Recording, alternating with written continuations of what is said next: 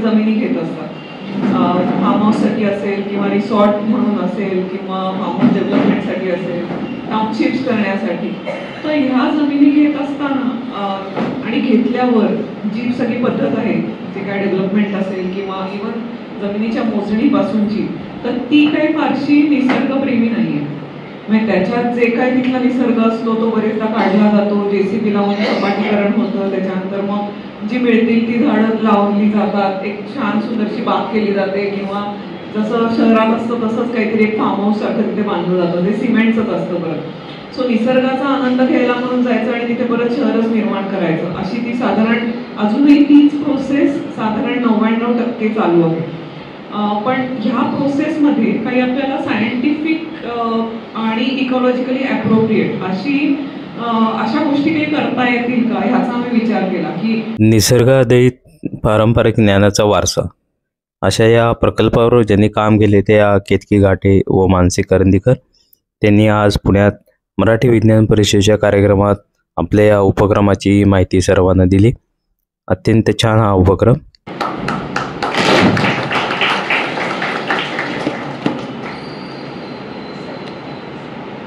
आजच्या या आयोजित व्याख्यानमालेमध्ये महाराष्ट्र विज्ञान परिषद पुणे विभागातर्फे सर्व विज्ञानप्रेमी, विज्ञान रसिक, विज्ञान जिज्ञासू आणि विज्ञान अभ्यासक यांचे महाराष्ट्र विज्ञान परिषद यांच्यातर्फे सहर्ष स्वागत आहे. सन्माननीय अध्यक्ष आणि व्याख्याते यांचंही स्वागत करीत आहे. तर आपली मराठी विज्ञान परिषद पुणे ही आपले वेगवेगळे व्याख्यान, वेगवेगळे प्रायोगिक चर्चासत्र, आढावा बैठक आणि वेगवेगळे प्रयोगशील प्रयोग आणि शालेय स्तरावरती आणि अशा सामाजिक आणि वेगवेगळ्या स्तरांवरती नेहमीच कार्यरत राहिलेली आहे. साधारण आपल्याला दर महिन्याच्या 3ऱ्या मंगळवारी इन्स्टिट्यूट ऑफ इंजिनियर्स पुणे येथे एक व्याख्यान होतं. 3ऱ्या शुक्रवारी इथे SM जोशी सभागृहामध्ये आपलं व्याख्यान होतं वेगवेगळ्या विषयांवरती. अतिशय नामांकित आणि अतिशय विज्ञान संशोधक आणि इतरत्र विज्ञानाबद्दल जिज्ञासा आणि चिकित्सा असणाऱ्या कितीतरी व्याख्यात्यांनी ही मराठी विज्ञान परिषदेची व्याख्यानाला गाजवलेली आहे. त्याच्यावरती चर्चासत्रामध्ये भाग घेतलेला आहे आणि सर्व विज्ञानप्रेमींना याच्याबद्दलची माहिती पण करून दिलेली आहे. तसेच याचबरोबर आपण 3ऱ्या शनिवारी भावार्थ म्हणून आहे कर्वे पुतळ्याजवळ, तिथे देखील आपण एक व्याख्यानमाला चालू केलेली आहे. त्याचा सुद्धा प्रतिसाद आता गेले काही दिवस चांगला मिळत आहे विज्ञान परिषदेला. आणि याचबरोबर आपण पिंपरी चिंचवडला सायन्स पार्कमध्ये दर महिन्याच्या पहिल्या दिवशी आपण एक सायन्स पार्कला आपण विज्ञान परिषदेची व्याख्यानमाला असते, त्याच्याबरोबर एक छोटासा कार्यक्रम पण असतो आणि तो आपण सर्व विज्ञानप्रेमी आपण अनुभव घेत आहोत. तर अशा पद्धतीने मराठी विज्ञान परिषदेला आपण कायमच प्रतिसाद देत आलेला आहात. या निमित्तानं आपण इथे उपस्थित झालात आणि या कार्यक्रमाची आपल्याला आता रूपरेषा आणि आपल्याला या व्याख्यानाची सुरुवात करायची आहे. तर साधारण आजचे व्याख्यान आजचा विषय आहे निसर्ग आधारित जगण्याचा वारसा. तो सर्वांच्या कुतूहलाचा, सर्वांच्या आवडीचा, सर्वांच्या जिज्ञासेचा आणि तितक्याच चिकित्सेचा सुद्धा विषय आहे. त्याने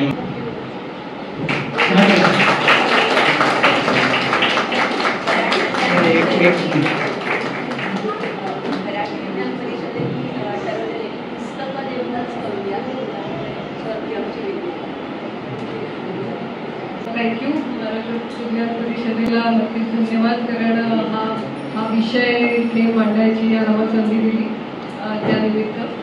तर थोडं त्यांनी जो परिचय केला त्याच्यात काही गोष्टी ॲड करणार आहे की आज जे मी वारसा बोलणार आहे म्हणजे निसर्गाधारित जीवनशैलीविषयी, तर ती खरं तर शहरातल्या लोकांसाठीची म्हणून फारशी काही ॲप्रोप्रिएट नाही आहे. ती जास्त आपल्याकडच्या ग्रामीण भागामध्ये किंवा आदिवासी भागामध्ये अशा पद्धतीची जीवनशैली जगताना दिसतात सगळे लोक. आणि खरं तर हा प्रकल्प आम्ही बरेच वर्षापूर्वी केला, पण कारण का मी विदेशामध्ये काहीतरी बोलत होते किंवा आम्ही अधूनमधून जो प्रकल्प केला त्याच्याविषयी एक फिल्म पण केली आहे. ती फिल्म पण आपण सगळेजण बघूया थोड्या वेळात. पण त्याच्या आधी त्या प्रकल्पाविषयी आधी आम्ही सांगतो, त्याचा एकंदर प्रवास कसा झाला, मग फिल्म बघू आणि मग प्रश्नोत्तर असा तो स्वरूप ठेवूया. तर थोडक्यात सांगायचं तर ती वारसाची म्हणजे तो प्रकल्प आम्ही केला तो 2014 ते 16 या दरम्यान केला आणि त्याच्यावर आधारित एक पुस्तकही तयार केलं. त्याची सॅम्पल कॉपी आहे, परंतु ते प्रकाशित अजून केलंच नाही. तर त्या सगळ्याची गोष्ट काय आहे आणि गेली 22 वर्ष, आता आम्हाला यावर्षी ऑलमोस्ट आम्हाला 22 वर्ष पूर्ण झाली, तर त्याविषयी पण आधी थोडक्यात समजून घेऊया. आणि ते करता करता हे असं आपसूक आलेलं पुस्तक आहे. म्हणजे ते काम करत असताना काही गोष्टी जाणवल्या, संकलित करायला हव्या, तर त्याची गोष्ट आधी समजून घेऊया, मग ते करूया. सो आधी थोडक्यात आम्ही काय काम करतो हे तर व्हाईटबॉक्सची स्थापना आम्ही केली ती 2002 मध्ये. त्याच्या आधी खरं त्याची सुरुवात कशी झाली त्याचं पण सांगायला नक्कीच आवडेल. इकॉलॉजिकल सोसायटी जी संस्था आहे, प्रकाश गोळे सरांनी त्याची स्थापना केली 1982 मध्ये. तर त्यांनी सुरू केलेला जो एक कोर्स 1 वर्षाचा, आज अनेक जण त्यातले इथे दिसत आहेत आम्हाला, तर तो कोर्स आम्ही 2001-2 मध्ये केला. आणि ते शिकत असताना असं जाणवत होतं की हे जे आपण शिकतोय ते कुठेतरी इम्प्लिमेंट करायला पाहिजे. म्हणजे नुसतंच ते ज्ञान नको व्हायला किंवा त्याचं नुसतं ॲक्टिव्हिझम किंवा अवेअरनेस या पातळीवर न राहता जमिनीवर काहीतरी त्याचं काम व्हायला पाहिजे. तर ती प्रेरणा घेऊन आम्ही ह्या कामाची सुरुवात केली. आणि कामाची सुरुवात केली ती ह्याच उद्देशाने की शहरातले बरेच लोक बाहेर जमिनी घेत असतात, फार्म हाऊससाठी असेल किंवा रिसॉर्ट म्हणून असेल किंवा फार्म हाऊस डेव्हलपमेंटसाठी असेल, टाउनशिप्स करण्यासाठी. तर ह्या जमिनी घेत असताना आणि घेतल्यावर जी सगळी पद्धत आहे, जे काय डेव्हलपमेंट असेल किंवा इव्हन जमिनीच्या मोजणीपासूनची, तर ती काही फारशी निसर्गप्रेमी नाही आहे. म्हणजे त्याच्यात जे काही तिथला निसर्ग असतो तो बरेचदा काढला जातो, JCB लावून सपाटीकरण होतं, त्याच्यानंतर मग जी मिळतील ती झाडं लावली जातात, एक छान सुंदरशी बाग केली जाते किंवा जसं शहरात असतं तसंच काहीतरी एक फार्म हाऊस सारखं तिथे बांधलं जातं, जे सिमेंटचंच असतं परत. सो निसर्गाचा आनंद घ्यायला म्हणून जायचं आणि तिथे परत शहरच निर्माण करायचं, अशी ती साधारण अजूनही तीच प्रोसेस साधारण 99% चालू आहे. पण ह्या प्रोसेसमध्ये काही आपल्याला सायंटिफिक आणि इकॉलॉजिकली ॲप्रोप्रिएट अशा गोष्टी काही करता येतील का ह्याचा आम्ही विचार केला की निसर्गपूरक काही गोष्टी आपण तिथे करू शकतो का. आणि त्याच्याकरता म्हणून आम्ही हे काम सुरू केलं की जेव्हा एखादा आमचे क्लायंट्स म्हणता येतील त्यांना की जे शहरातले आहेत आणि बाहेर जाऊन जमीन घेतली, तर मग त्यांच्या जमिनीवर आम्ही पहिल्यांदा सर्वे करतो की तिथे कुठली कुठली आत्ता विविधता आहे, त्या जमिनीची सद्यस्थिती काय आहे, तिथे माती पाणी कशी आहे, त्याच्यानंतर ओढे आहेत का काही, किंवा त्या जमिनीचा उतार कसा आहे, असा वेगवेगळ्या अंगांनी त्याचा सगळ्याचा अभ्यास करतो. आणि मग त्याकरता योग्य असा आखणी करतो. एखादा प्रकल्प असेल तर त्याच्याकरता योग्य अशा सूचना करतो किंवा प्लॅनिंग पण त्याचप्रमाणे करतो. आणि मग त्याच्यात पुढे जाऊन तिथे मग प्लांटेशन कुठलं करावं, मग स्थानिक झाडच आपल्याला वापरली जायला पाहिजे त्या सगळ्या गोष्टींकरता. अशा वेगवेगळ्या अंगाने त्या जमिनीकडे बघतो. आणि ती जमीन जी असते ती कुठल्या तरी मोठ्या भूभागाचा एक भाग असते. त्या जमिनीकडे अशी फक्त एक जमीन 1 एकर असं बघता येत नाही.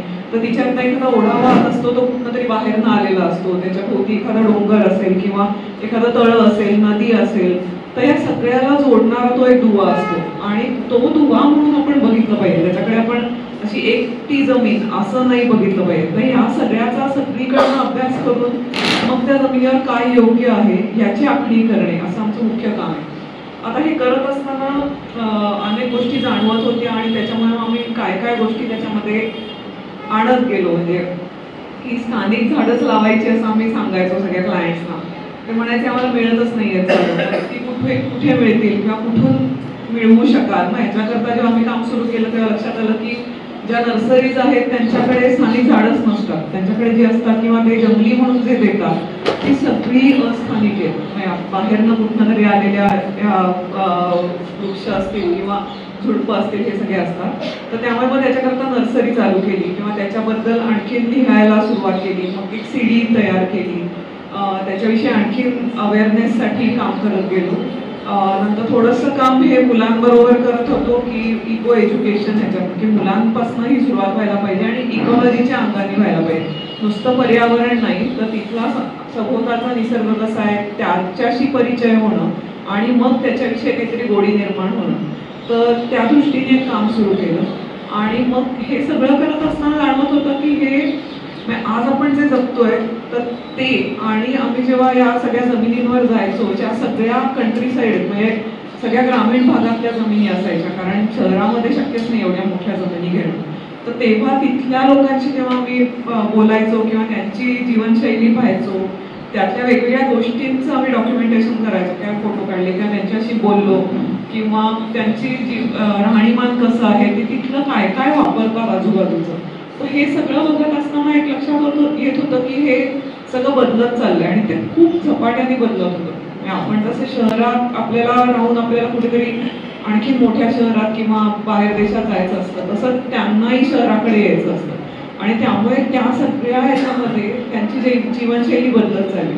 तर मग हे सगळं कुठेतरी डॉक्युमेंट व्हायला पाहिजे, या उद्देशाने ह्या आजचा जो प्रकल्प आम्ही आता बोलू तर त्याची सुरुवात झाली. तर ती सुरुवात आम्ही काम सुरू केलं तेव्हापासूनच झाली, कारण आम्ही सतत तिथल्या लोकांशी संपर्कात असायचो, ते काय करतायत, कसं जगतायत, ते जमिनीचा वापर कसा करतायत, ह्याच्यातनं आम्ही खूप शिकायचो. कारण सायंटिफिक त्यातला एक खूप चांगला बेस पण आहे. तर आम्ही नेहमीच तिथली लोकल टेक्निक्स, लोकल पीपल आणि तिथले लोकल रिसोर्सेस ह्याच्यावर भर दिलाय जेव्हा केव्हा काम केलंय किंवा आखणी केली तेव्हा. त्यामुळे सतत आमचा हा संपर्क असायचा आणि त्यांच्याकडनं हे शिकत जायचो. तर त्याच्यामुळे आज किंवा हा प्रकल्प करताना असं वाटत होतं की हा खरं तर एक 20-1 वर्षापूर्वीच करायला हवा होता, हा सगळा सटाटोप जो आहे डॉक्युमेंटेशनचा, कारण तोवर खूप गोष्टी बदलत होत्या. पण तरी थोडाफार आम्हाला जे काय मिळालं ते आम्ही फिल्म आणि पुस्तक रूपात करण्याचा प्रयत्न केला. तर आपण आजच्या मुख्य विषयाकडे जाऊया. सो अगदी आम्ही 2001 साली जेव्हा गव्हर्नमेंट सोसायटीचा कोर्स करत असतानाच पहिला प्रकल्प आमच्याकडे आला तो म्हणजे लवासा.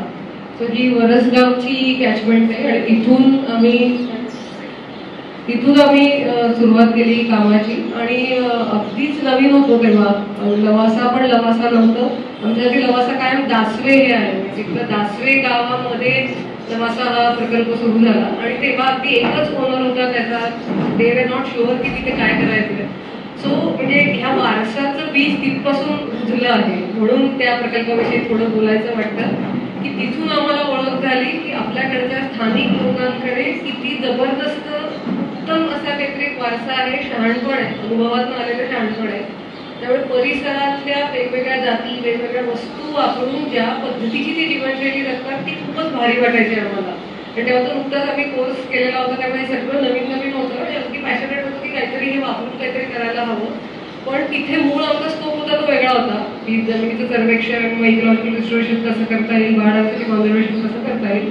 पण हे करत असताना पूर्ण वेळ आम्ही स्थानिक लोकांबरोबरच असायचो. तेव्हा अगदी आम्ही तिघीच असायचो त्या कॅशमेंटमध्ये. रस्ते नव्हते, बोटीने जायला लागायचं. अशी एकदमच असं रिमोट असं होतं दासवे. पावसाळ्यामध्ये तर नक्कीच बोटीने जायला लागायचं कारण का रस्ते सुरू नसायचे. सो अशा वेळी तिथल्या स्थानिक लोकांबरोबर आम्ही जवळजवळ 2 वर्ष सतत घालवली. म्हणजे आठवड्यातले 4 दिवस आम्ही तिथे राहायचो आणि 2 दिवस इकडे परत यायचो. असा 1 वर्ष तो पूर्ण घालवलं. पुढच्या पण वर्षामध्ये इम्प्लिमेंटेशनसाठी एवढाच वेळ तिथे घालवला की जेव्हा हा प्रकल्प काय होणार आहे हे कोणाला माहिती नव्हतं. इव्हन त्या स्वतः त्या ओनर्सना पण माहिती नव्हतं. त्यांना असं वाटत होतं की हिल स्टेशन करू किंवा काय बघूया काय करता येईल असं. त्या वेळेला आम्ही हे सगळं काम केलं. इलेक्ट्रिसिटी तिथे नव्हती. सो ते जे दिवस आहेत ते आम्हाला कायमच खूपच अगदी नीटच आठवतात की सर्वे करायचो आम्ही. हे आमचे गुरु महाजन सर आहेत की एकदा आम्ही त्यांना घेऊन गेलो होतो आमच्या बरोबरीने तिथे. आणि असं सर्वेक्षण चालू असताना आता तुम्हाला या फोटोत दिसतात की तिथली दासव्यातली स्थानिक लोक आहेत. तर ह्या लोकांकडनं आम्ही खूप शिकलो आणि काय काय शिकलो तर सगळ्यात सुरुवातीला आम्ही तिथे निसर्ग शाळा सुरू केली. म्हणजे हे आदान प्रदान करायला की आम्हाला तर नीटच वनस्पती जाती माहिती होत्या, पण त्याची सायंटिफिक नावं माहिती होती, काही औषध उपयोग काय ते माहिती होतं. पण त्याही लोकांकडनं समजून घेऊया असं म्हणून ती निसर्ग शाळा सुरू केली की जी तिथल्या सगळ्या अडल्ट लोकांसाठीच होती, शाळेतल्या मुलांसाठी नव्हती. सो हे करत असताना एकदा असं सुचलं की तेव्हा 2002 साली कदाचित अशा प्रकारची पहिलीच ती स्पर्धा असेल की रानभाज्यांची स्पर्धा आम्ही तिथे घेतली. आणि तिथे कायमच आम्ही गावामध्ये जायचो तर त्या गेस्ट हाऊस मध्ये लावून त्या बऱ्याचदा खूप यायचा नाही. मग कुठल्या तरी स्थानिक घरात आम्ही जेवायचो. तिथल्या ज्या बायका असायच्या त्या सहजपणे रानभाज्या करायच्या. मग त्या रानभाज्यांची हळूहळू ओळख व्हायला लागली. त्याच्या ताटात वाढायच्या हे काय वाढलंय, मग एकदा त्यांनी ती चिसारडीची भाजी आहे चिचारडी नावाचं एक फळ आहे, मला वाटतं आहे काही ते ठेवलेलं माहिती. तर ते असं म्हणतात, गावातील लोक सांगायचे की जर का भाजी 3 वेळा खाल्ली त्या ऋतूमध्ये, बटाटा वांग्याच्या जातीतलं चिचारडी हे फळ, सोलाना मिड्डिकम, तर तुम्हाला वर्षभर पित्त होत नाही असं ते सांगायचं. किंवा कुरडू नावाचं एक झाड आहे जे की पावसाळ्यात खूप उगवतं, तर त्याच्या पाल्याची भाजी खाल्ली तर सांधे धरत नाही. आणि दासवे अशा ठिकाणी आहे की तिथे खूप पाऊस आहे, 4000 मिलीमीटर एवढा पाऊस आहे. सो ऑब्व्हियसली जर का पुढे आहे. सो हे कुरडू आहे. सो कुरडूची फुलं कदाचित सगळ्यांना माहिती. आणि परत आम्हाला सतत गंमत वाढवली, कुरडूवर खूप मोठ्या प्रमाणात फुलपाखरं पण येतात, म्हणजे खाद्य वनस्पती पण चांगली आहे, तिचा इकॉलॉजिकल उपयोग पण आहे, शिवाय असाही उपयोग आहे. किंवा हे टाकळा आहे. टाकळा मला असं वाटतं सगळ्यांना माहिती असेल, टाकळ्याची भाजी केली जाते मोठ्या प्रमाणामध्ये. करटुलं आहे. सो करटुलं पण तसं रानव्यातच उगवणारं, वेलीवर उगवणारं हे फळ आहे. सो या प्रत्येकाचंच काही ना काही महत्त्व ती लोक सांगत होती. मग आम्ही असं ठरवलं की ह्याची सरळ तिथे स्पर्धा घाली त्या बायकांसाठी म्हणून. आणि धामणवळ म्हणून अजून एक गाव आहे, म्हणजे वरसगावच्या जर का एकदम टेलेंडला गेलं सगळ्यात शेवटी, तर धामणवळ नावाचं अतिशय सुंदर गाव आहे. अगदी त्या कोकण कड्यावरच आहे. थोडंसं गावापासून थोडं पुढे गेलं तर अख्खी कोकणाची दरी दिसते तिथे. आणि काळ नदीचा तिथे उगम आहे. म्हणजे वरसगाव जे आहे मोशी नदीवर आहे. तो मोशी नदी आणि काळ नदी आहे, दोन्हीचा उगम या धामणवळमध्ये आहे. फार भारी गाव आहे. तर तिथेही, म्हणजे हा फोटो अगदी प्रिसाइजली तिथलाच आहे की तिथेही जी आम्ही फॉरेस्ट फूड पहिली कॉम्पिटिशन घेतली की जिथून आम्हाला ही स्थानिक लोकांकडे असलेल्या ज्ञानाची एक चुळूक लागली. आणि आम्हाला असं की यांच्याकडे तर फार, म्हणजे एरवी त्यांना ते त्यांचं ज्ञान खूप इन्फिरियर वाटत होतं. आणि त्यांना असं वाटायचं की आम्ही तिथे गेलो तर आम्हाला फ्लावर, बटाटा, कोबी असल्या भाज्या करून देते, तर आम्ही म्हणतो की आम्हाला नको आहे, आम्हाला इथल्या भाज्या हव्या आहे. तर त्यांना त्याच्यामध्ये काहीतरी कमी पण वाटायचं. तो आम्हाला तिथपासून असं वाटत होतं की हे खरं तर कमी पण यांनी वाटून घ्यायचं काही कारण नाहीये. उत्तम सगळ्या भाज्या न्यूट्रिशियस आहेत. जर ह्या भाज्या खाल्ल्या तर तुम्हाला औषधं घ्यायला लागत नाही, तुम्ही हेल्दी राहता. ह्या सगळ्या गोष्टी असताना ते काही अंशी त्याचं संकलन सुरू केलं. असं ऑफिशियल आम्ही संकलन ह्याचं काही फार केलेलं नव्हतं. पण जेवढ्या पण ठिकाणी असे प्रोजेक्ट्स आहेत तिथे आम्ही हे अशा पद्धतीचं फॉरेस्ट फूड विषयी नक्कीच गोष्टी लोकांकडे शिकत राहिलो. निसर्ग शाळा वेगवेगळ्या प्रकल्पांवर करत राहिलो. नंतर शिवाय अजून काही गोष्टी प्रवासाच्या निमित्ताने किंवा आमचे बरेचसे प्रोजेक्ट जे आहेत ना ते वेस्टर्न घाट्समध्येच आहेत. ते मोतीपोवळं नावाची एक भाजी आता सगळीकडे फुललेली आहे. डायोस्कोरिया नावाचा एक कंद आहे किंवा एक वेल आहे, त्याची ही फुलं आहेत. आणि परत म्हणजे ह्यातले कायमच इकॉलॉजिकल कनेक्शन आम्हाला खूप भावत राहिले. म्हणजे ही जी आहेत ना ही सगळी मेल फ्लावर्स आहेत, म्हणजे नर फुलं आहेत. नर फुलांची ते भाजी करतात, फिमेल फुलांची नाही करत. कारण का एकदा सगळे परागकण देऊन झाले की तसाही त्यांचा निसर्गातला रोल काही अंशी कमी होतो. सो जर का तुम्ही फिमेल फ्लॉवर्स काढली तर मात्र पुढच्या पिढीवरच गदा येते ना. म्हणजे तुम्ही रिप्रोडक्टिव्ह ऑर्गन्सच काढून देते तर ते पुढे कसं जाणार आहे, झाड परत तगू नाही शकणार आहे. सो अशा काही लिंक्स आम्हाला छान इंटरेस्टिंग वाटत गेल्या. म्हणजे ऑब्व्हियसली नॉट नेसेसरीली कधीतरी ज्याने भाजी करायला सुरुवात केली असेल त्याने एवढा विचार केलाय का, पण हे जे ह्या जीवनशैलीमध्ये आपसूक असलेलं एक काहीतरी सस्टेनेबिलिटीकडे जाण्याची याची एक काय म्हणूया धाटणी आहे ना, ती नक्कीच आपल्या शहरी जीवनशैलीत बघायला मिळत नाही. ती इनडायरेक्टली तिथे बघायला मिळते. सो हेच आम्ही करत असताना पहिल्या त्या 2-3 वर्षात कामाच्या वेस्टर्न घाट्समधली सगळी घरं बघायला लागली. आणि तेव्हा आम्ही लवासाच्या मास्टर प्लॅनरना असं म्हणत होतो HOKs की थोडं व्हर्नॅक्युलर आर्किटेक्चर आपण कॉपी करू शकतो का. अगदी जसं आहे तसं शक्य नाही आहे, आपण अगदी अशा झोपड्यांमध्ये नाही राहू शकणार, पण काही अंशी आपण हे कॉपी करू शकतो का. ते ऑब्व्हियसली अनफॉर्च्युनेटली तसंच्या तसं पूर्णपणे काही झालं नाही. पण ह्या निमित्ताने परत एकदा ह्या स्थानिक माणसांकडे जे ज्ञान आहे त्याची आम्हाला चांगली ओळख झाली. म्हणजे उदाहरणार्थ हे जे गवत आहे, हे कोळीम नावाचं एक गवत आहे ज्याने ते घरं साकारतात. पण तेव्हा आम्हाला लगेचच प्रश्न पडला की हे काय गवत आहे. अनेक तेव्हा गवतं एवढी ओळखता यायची नाही, आपली सुरुवात होती, गवतं ओळखणं खूप कठीण असतं. तर तेव्हा सगळ्या आमच्या आजूबाजूच्या बॉटनिस्ट गार्डनला कोणालाच त्याचं सायंटिफिक नाव माहिती नव्हतं. आणि मग नंतर खूप वर्षांनी आम्ही त्याचा शोध लावला. डायकॅन्थियम जैनी नावाचं एक आहे हे गवत. आणि सर्रास वेस्टर्न घाट्समधल्या सगळ्या पाड्यांवरच्या सगळ्या झोपड्यांवर हे गवत साकारलेलं असतं. पण ती पण कधीतरी गंमत वाटते की सायन्सनी हे ट्रॅडिशनल नॉलेज हे लक्षात न घेता स्वतंत्रपणे टॅक्सॉनॉमी कदाचित काही अंशी पुढे जात राहते ॲज अ सायन्स. पण हे एकत्र जोडता येईल का, म्हणून मग नंतर आमचा मित्र डॉक्टर मंदार दातार जो आगरकर रिसर्च इन्स्टिट्यूटमध्ये काम करतो, मग त्याच्याबरोबर आम्ही एक पेपर लिहिला की why we should be using traditional environmental knowledge in science. आणि मग त्याचा कसा उपयोग होऊ शकतो असं ह्या कोळींच्या भोवती अख्खा एक पेपर लिहिला. सो मग घरांचा अभ्यास करत राहिलो त्या निमित्ताने. मग असं लक्षात आलं हे कोळीन जे आहे ना, ह्या वापराच्या पण खूप इंटरेस्टिंग गोष्टी आहेत. म्हणजे गावातली लोक जी आहेत, आता हे कोळीन असं सगळीकडे नसतं पसरलेलं, तर त्यांनी जे तिथले खूप असे भयंकर उतार जे आहेत, खूप स्टीप स्लोप्स जे असतात, तर तिथे याची लागवड केलेली असते मुद्दाम. आणि प्रत्येकाचा वेगवेगळा पॅच असतो. म्हणजे त्यांनी स्वतःहून ठरवलेलं असतं की माझा हा गवताचा पॅच असेल, तुझा हा असेल, आणि तिथनंच ते कापून आणतात. सो ह्याचं जे आहे ना, हे पण संवर्धन, की आपल्याला जी गोष्ट लागणार आहे ती तिथेच उगवायची, आपल्या आजूबाजूलाच पाहिजे. आणि गवत असल्यामुळे ते त्या स्टीप स्लोपवर जिथे एरवी नाचणी किंवा त्यांना काही उगवता येणार नाही असे स्लोप त्यांनी त्याच्याकरता वापरलेले. सो जर का तुम्ही कुठे गेलात तर वरचे जे स्लोप्स असतात ते आपल्या सगळ्या सह्याद्रीतले, तिथे सगळीकडे आपल्याला एक कोळीन पाहायला मिळतं. सगळं मटेरियल गावातलं आहे. या झोपडीमध्ये तुम्हाला जे बघायला मिळेल ना, आणि एक टिपूस फारसा येत नाही, म्हणजे लगेच साकारलं असेल घर तर अत्यंत वॉटरप्रूफ असं हे गवत होतं. हा, कारण का त्याच्या ज्या काड्या आहेत ना त्या खूप कडक आहेत आणि almost they are just like plastic अशा आहेत. त्यामुळे मोठं उंच होतं. मला वाटतं त्याच्यात आहे फोटो, पुढे येईल फोटो आहे कुठेतरी ठेवलेला. सो आणि ह्याच्यावरती त्याच्या बांबू लावला आहे, तो पण काय आपलं नाव त्याचं, मेस आणि शिवाय एक बारीक बांबू आहे, तो फक्त वरती स्टीप स्लोपवर येतो. उडा नावाचा बांबू आहे, ती बारीक असतो. आणि गावातली लोक अशी सहजच वर जाऊन चढून स्टीप स्लोप करून ते घेऊन येतात. त्यामुळे त्यांच्या जीवनशैलीत एक प्रकारचा फिटनेस आपसुकच येतो. म्हणजे काही गरजच नाही वेगळं जिम बिम काय करायची. सांगा जर का तुम्ही रोजचे असे उतार चढत जाणार असाल, उतारला असू येते त्याची जमीन स्टीप स्लोपवर आहे. सो जर का असे तुम्ही रोजचं केलं तर सहजच शक्य आहे की तुम्ही फिट राहणारच आहे. सो हे सगळ्या ज्या वस्तू आहेत, म्हणजे तुळया, वासे, हे सगळं आम्ही खूप जवळून, आणि ते परत ते त्यांना सांगायचं म्हणून मग त्याचा अभ्यास सुरू केला की तुळईसाठी काय लाकूड वापरतात, माशांसाठी काय लाकूड वापरतात. आणि काही अंशी ते तसंच मुद्दाम संकलन करता हे असं सगळं डोक्यात ठेवलं होतं. काही अंशी फोटो काढलेले होते. सो असे प्रकल्प आम्ही करत राहिलो. किंवा आता घराच्या आजूबाजूला कुठली झाडं असतात, सो जी उपयोगाची सगळी झाडं असतात ती आपसूक फणस, आंबा, बोकमं, बेर्लीमाडापासून ते वाडी काढतात.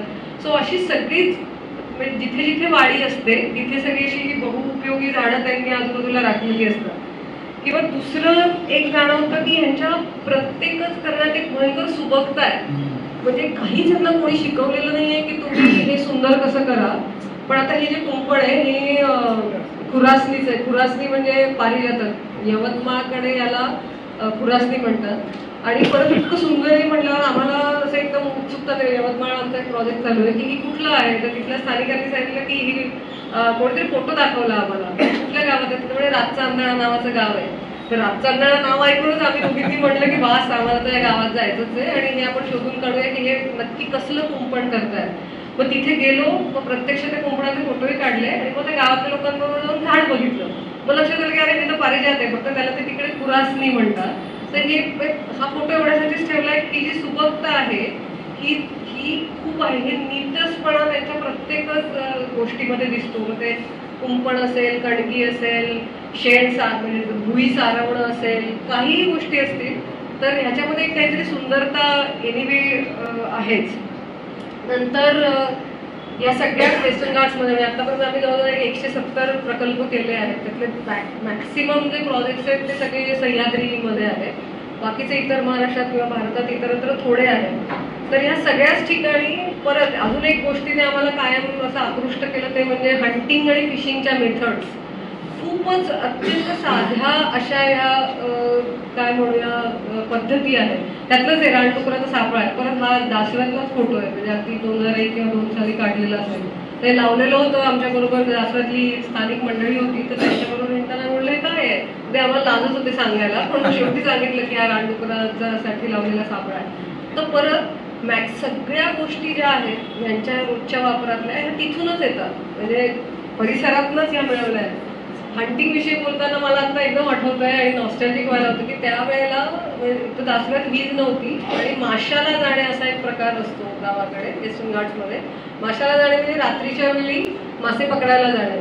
आणि कदाचित तुमच्यापैकी काही जणांना माहिती असेल की आपल्याकडे मासे अपस्ट्रीम मायग्रेट करतात पावसाळ्यात, म्हणजे प्रवाहाच्या विरोधात वरती जातात आणि जिथे उगम असतो तिथे उगमाच्या जागी अशा छोट्या छोट्या अशा वाळूच्या पुळणींसारखे एरिया असतात, त्याच्यामध्ये ते अंडी घालतात आणि मग अंडी आत झाली की पिल्लं पण खाली येतात. इव्हन भात काचरा, हां, भात काचऱ्यांमध्ये पण हे आपल्याला दिसतात की ते अंडी घालतात. तर त्या माशाला आम्ही तेव्हा म्हणजे ते बत्ती लावून त्या सगळ्या स्थानिक लोकांबरोबर गेलो होतो आणि खरोखर ती लोक आम्हाला वर्णन करायची की तुम्हाला आवडेल काही हे बघायला. अख्खा ओढा काळा होतो म्हणायचं ते, म्हणजे इतके मासे मोठ्या प्रमाणात वर जातात किंवा ते भाल्याने टोचून सहज मारू शकायचे. आणि ते म्हणजे ते हजारोने असायचे, त्यातले कदाचित स्थानिक लोक काहीशे मारत असतील. सो इतकी, आणि परत घरं पण कमी होती, पॉप्युलेशन कमी होती, त्यामुळे काही त्याच्याविषयी एवढं काही वाटायचं पण नाही की खूप अनसस्टेनेबल काहीतरी चाललंय. सो हे माशाला जाणं असं, पण मग आम्ही म्हणजे प्रत्येक प्रकल्पामध्ये मग त्या सीझनमध्ये गेलो की ती एक ओढ राहिली की त्याला माशाला जाऊन बघूया, स्थानिक लोकांवर कुठले मासे आहेत बघूया. पण आम्हाला मूळ इंटरेस्ट परत काय असतो की डायव्हर्सिटी कुठली आहे, म्हणजे इथली स्थानिक लोक कुठले मासे खात आहेत किंवा कुठल्या गोष्टी वापरत आहेत ह्याच्यामध्ये मग त्याचं डॉक्युमेंटेशन करणं, ते मासे एक एक पकडून त्याचे सगळे फोटोग्राफी करणं. आणि हे सगळं बघताना ना, म्हणजे जेव्हा आपण हंटिंग किंवा फिशिंग ह्याच्याकडे बघतो तेव्हा आपण शहरी लोक त्याच्याकडे खूप वेगळ्या अँगलने बघतो, पण त्यांच्याकरता हे रोजचं असतं. आणि जेव्हा तिथला माणूस त्याच्या उपजीविकेकरता म्हणजे रोजच्या खाण्याकरता हे जेव्हा मारतो, तर ते मारणं आणि ते येऊन आणून बाजारात विकणं, या दोन गोष्टींमध्ये आपल्याला सतत काहीतरी विभागणी करायला पाहिजे की जेव्हा तो तिथल्या तिथे खात असतो तेव्हा ते खूप सस्टेनेबल असतं. पण ते जर का बाजाराशी जोडलं गेलं आणि आपण जर का त्याच्यावर अवलंबून राहायला लागलो की मला हवाय शहरामध्ये पुण्यामध्ये म्हणून रानडुक्कर तिथे मारून आणून इकडे प्रोव्हाइड करणं हे, आणि तो तिथे माणूस एक रानडुक्कर वर्षातनं एकदा खाणं, ह्याच्यात खूप तफावत आहे. तर त्याच्यामुळे नाहीतर खूप वेळा असं होतं की ह्याचं खूप निगेटिव्ह कॉनोटेशन होतं हंटिंग आणि फिशिंग ह्याच्याबद्दलचं, कारण प्राणी इन्व्हॉल्ड आहेत त्याच्यामध्ये म्हणून. तर त्यामुळे हा आम्ही फरक करायला पहिल्यापासून शिकलो की ह्याच्याकडे कशा पद्धतीने पाहायचं, तर त्यांची जीवनशैली आणि ते काय आणतायत आणि काय किती खातायत ह्याचा सतत भान ठेवत राहिलं मनामध्ये की मग हे आपल्याला फारसं जाचत नाही. असं फिशिंग म्हणतो आपण तर एकदम आता आठवतं की केळा नावाचं एक फळ असतं, त्याला मदन फळ म्हणतात, आणि केळ्याची फळं चेचून ते ओढ्यात घालतात आणि मग सगळे मासे गुंगून वर येतात. आणि अत्यंत साधी मेथड, ह्याच्यामध्ये कुठेच विष नाही आहे, जे काय मासे गुंगले जातात पास. पण आता हळूहळू जसं म्हटलं तसं की पॉप्युलेशन वाढलंय, गावातली लोक पण गावातल्यासारखे राहिली नाही आहेत आता, ट्रायबल रुरल सगळे आपल्यासारखेच होऊ बघतायत. आणि ते काय तो म्हणजे माणसाचा एक स्वाभाविक जे काय आपण धरलेलं प्रोग्रेसची एक सोकॉल्ड काय म्हणूया आस आहे, तर त्याच्यामुळे ते बदलत आहेत.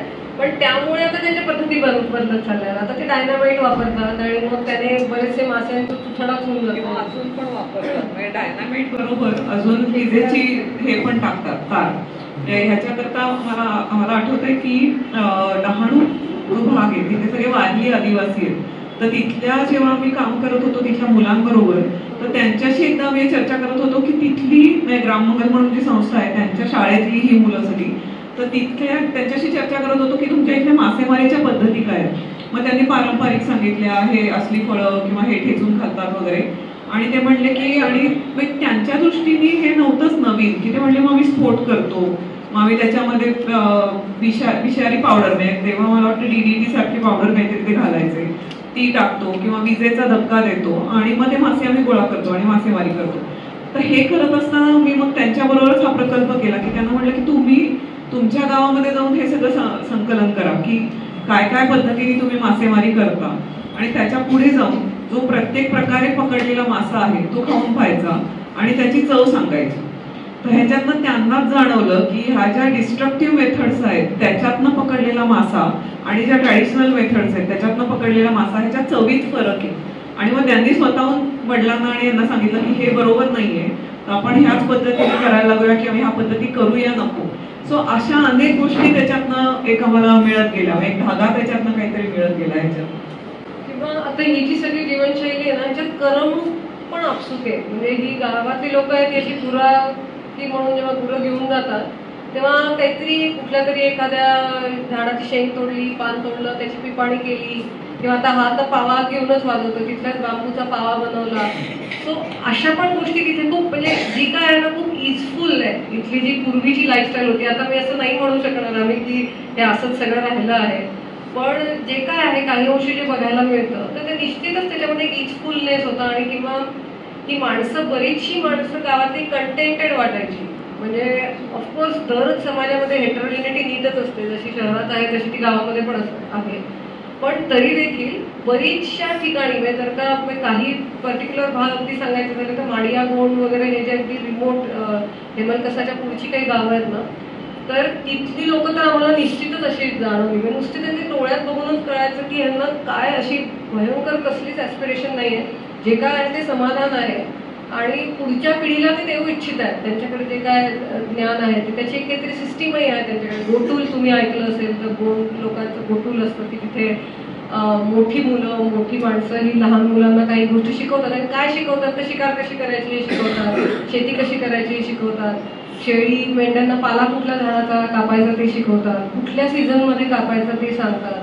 सो ह्या सगळ्या अशा खूप म्हणजे हे जे सगळं ज्ञान आहे की जे एरवीची शिक्षण पद्धती कुठे रेकग्नाइजच करत नाही, पण खरं तर ते पूर्णपणे निसर्गाधारित असं जगणं आहे आणि ते कधीच शिक्षणातून पुढे आलं नाही.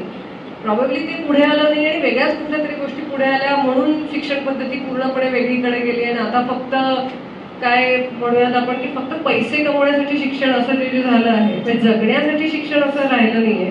पण ती कदाचित फारकत या शिक्षण पद्धतीमुळे झाली आणि ती ह्या गोष्टीमुळे झाली की ह्या स्थानिक माणूस ज्या पद्धतीने जगतो तेही जगणंच आहे हे कधी बहुतेक कन्सिडर केलं गेलं नाही आणि आपण एका वेगळ्या कुठल्या तरी मार्गाला लागलो. सो असे हे प्रकल्प पुढे जात होते. मग हे कणग्या ज्या पद्धतीने इथली लोक करतात, अतिशय सुंदर कणग्या म्हणजे धान्य साठवण्यासाठीची जी बांबूच्या टोपल्या आहेत ह्या. आणि गावातील लोक सांगतात की इथे म्हणजे जवळजवळ 20-20 वर्ष जुनी देखील त्यांच्याकडे बियाणं आहेत काही ठिकाणी आणि कणगी पण म्हणजे त्याला हे नाही लागत, कीड लागत नाही. आणि मग आता अजून काय हवं म्हणजे आपलं प्लॅस्टिक जे सो कॉल्ड आपण म्हणतो की उत्तम मटेरियल आहे ते सुद्धा आपल्याला एक काही वर्षात बदलायला लागतं, त्याचं काहीतरी रूप बदलतं. पण या कणग्या तर किती वर्षानुवर्ष लोक वापरत आहेत.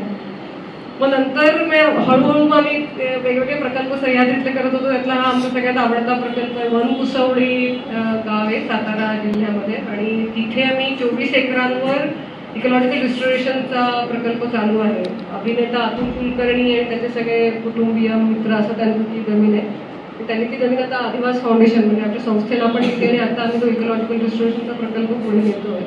सो तो करत असताना मगाशी मानसी म्हणली तसं की लँडस्केप स्केलला थोडा आम्ही विचार करतो की हे वनकुसवड्याची जी वॉटरशेड आहे आणि मग तिथे किती ओढे आहेत, हे जे लाल तुम्हाला दिसतात त्या सगळ्या वाड्या आहेत, 22 वेगवेगळे झरे आहेत आणि या सगळ्या झऱ्यातून ते प्रत्येक वाडीपर्यंत पाट काढला आहे त्यांनी आणि त्या पाटाच्या पाण्यावर गहू पिकवतात. सो अशा इतक्या गोष्टी दिसल्या आणि परत हे पाट जे हे वर्षानुवर्षच आहे. अगदी अलीकडे जसं जंगल कमी झालं तसं झऱ्याचं पाणी कमी झालं आणि म्हणून आता त्यांनी ते बांधून काढायला लागले. आता ते सिमेंटचे केलेत त्यांनी, पूर्वी नुसते मातीचे पाट होते. तर हे पण कुठेतरी लक्षात येते की ही जीवनशैली बदलते आहे का, तर नक्कीच बदलते आहे.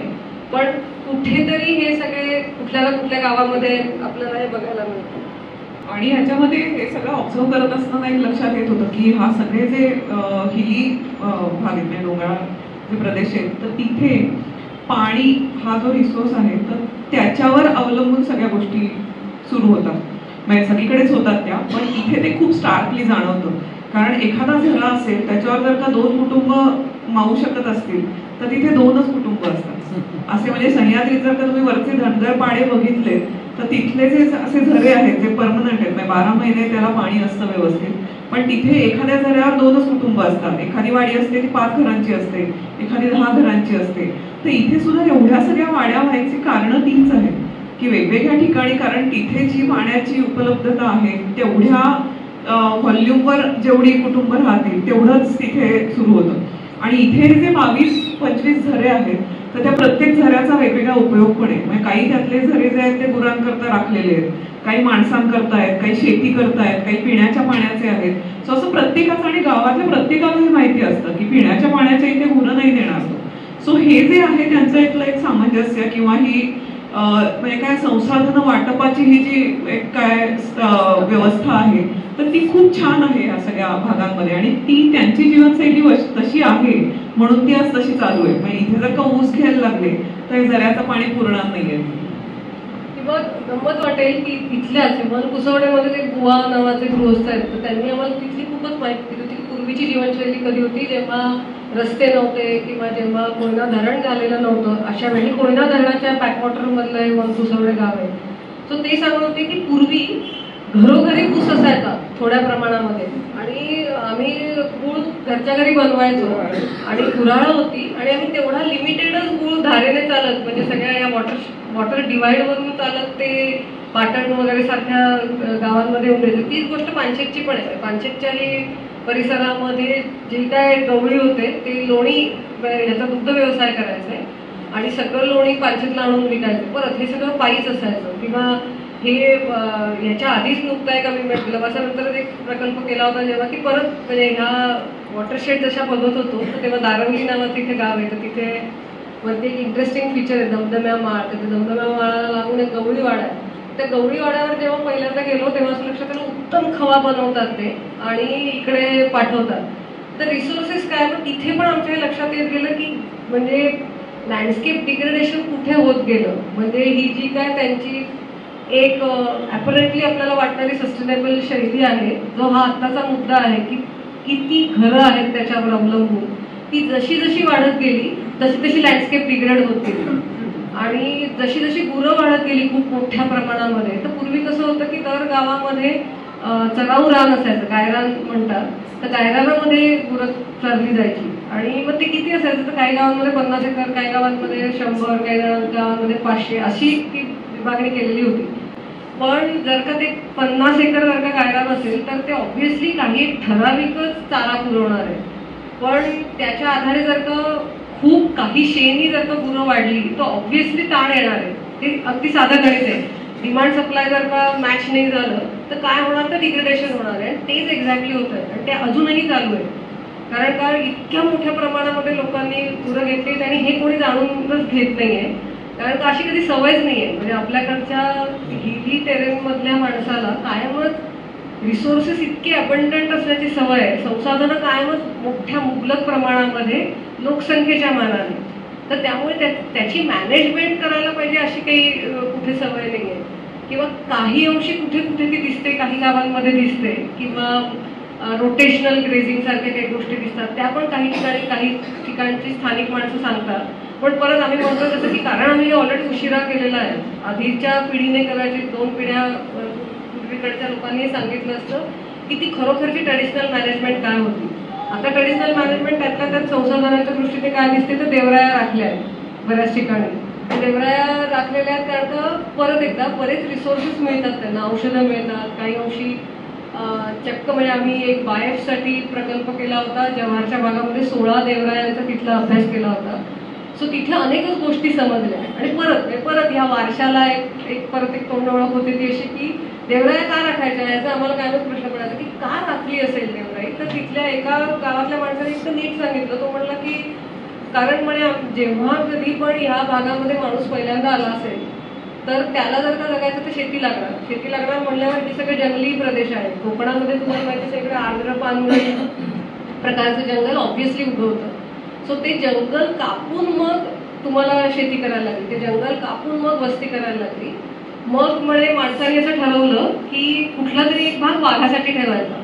त्यामुळे जव्हार भागातला जर का तुम्ही सगळ्या देवराया बघितल्या ना तर वाघोबा दैवत आहे आणि तिथल्या जर का तुम्ही मूर्ती नाही म्हणजे काय म्हणायचं त्याला ते जे काय लाकडावर कोरलेली एक नुसतेच खांब आहेत इतकी सिंपल ती वाघोबाची मूर्ती म्हणून ते जपतात. मग हे वाघासाठीचं जंगल आणि मग वाघाला सांगायचं की बाबा रे तुझ्या जंगलाला आम्ही हात नाही लावणार तर तू पण आम्हाला त्रास देऊ नको अशा अर्थी म्हणून ते देवराया जव्हार भागामध्ये राखायला सुरुवात केली असं ते सांगत होते.